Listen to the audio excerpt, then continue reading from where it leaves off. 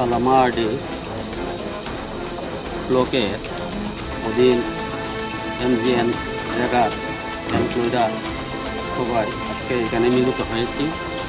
আমরা আমাদের বিভিন্ন দাবি দেওয়ার পরিপ্রেক্ষিতে অন্যান্য ব্লকের ন্যায় আমরা আজ আমাদের সালামারডি ব্লকের মাননীয় বিডিও স্যার মহাশয়ের নিকট আমাদের ডিমান্ডগুলো আমরা তুলে ধরেছি।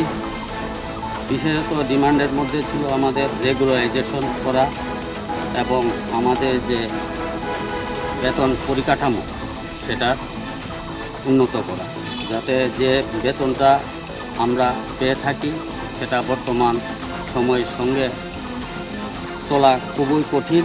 তাই আমাদের মূল দাবিগুলোর মধ্যেও বেতন পরিকাঠামোটা যাতে বর্ধিত হয় সেটাও আমরা দাবির মধ্যে রেখেছি।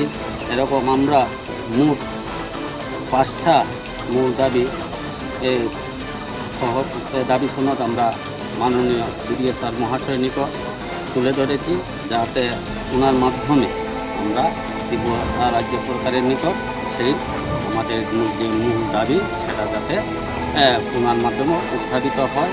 এবং আমরা ত্রিপুরা রাজ্য সরকারের দৃষ্টি আকর্ষণ করছি। আমরা আশা করি ত্রিপুরা রাজ্যে বর্তমান সরকার আমাদের দাবিগুলো